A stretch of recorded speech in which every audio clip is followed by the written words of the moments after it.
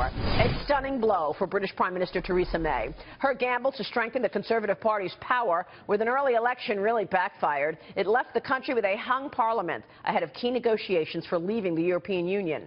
The Tories won 318 seats, failing to grab the working majority in the 650-member parliament. The Labour Party, that's Jeremy Corbyn's party, picked up 261 seats under far-left leader Jeremy Corbyn. The Conservative Party had a wide lead when announced the election just weeks ago, and that obviously narrowed quite a bit. The results left voters wondering whether Theresa May will actually step down.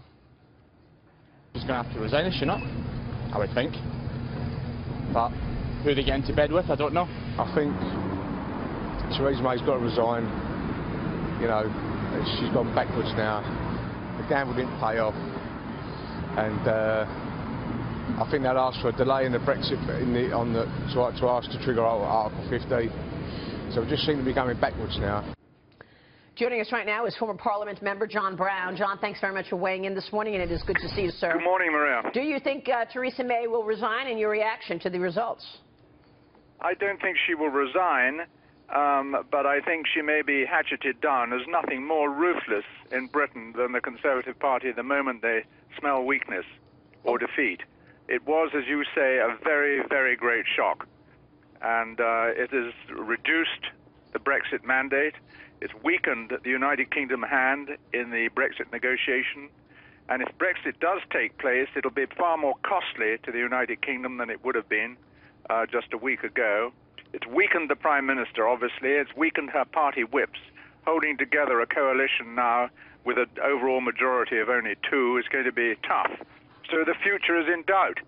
And that's very bad news because, particularly in view of the state visit for President Trump, it's weakened that.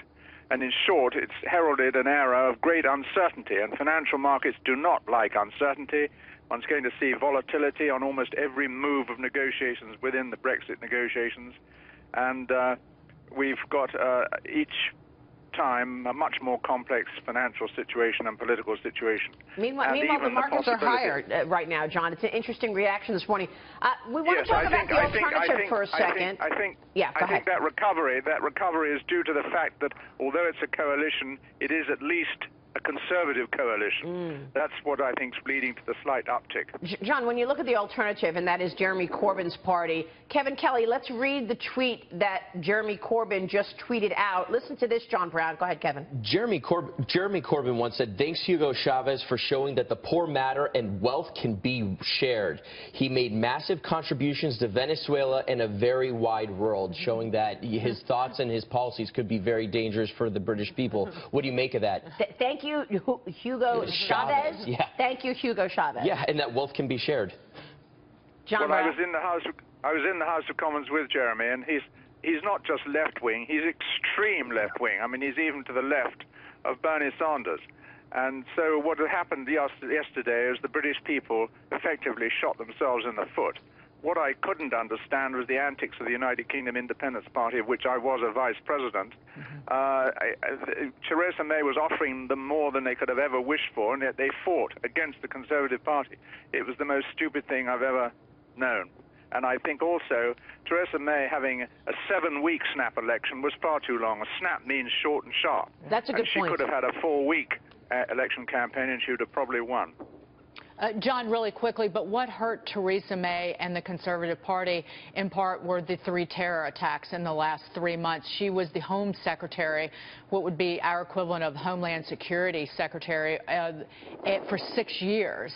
And so that's what hurt her, no? Precisely. I mean, you're exactly right. And she failed to see that on reading the polls. I mean, yesterday was a tremendous day for the international globalists. They must be cheering all over the world. The treachery of Corbyn here and May losing that election are great steps forward for the globalist elite. Wow. And that's part of the backlash she had over terrorism. She just failed to see it. But if you look carefully at the NATO meetings and the G7 a week or 2 ago, you could see Theresa May was not only ostracized by the other leaders of Europe, but she looked very, very worried. And I think she was reading the internal polling of the Conservative Party, which was much more accurate. Well, you've certainly said a lot here. Reduced Brexit mandate, weakened Prime Minister. We'll be watching what those negotiations look like at this point. John Browne, thanks so much for weighing in this morning, sir. Thank you, Maria. We will Thank see you soon.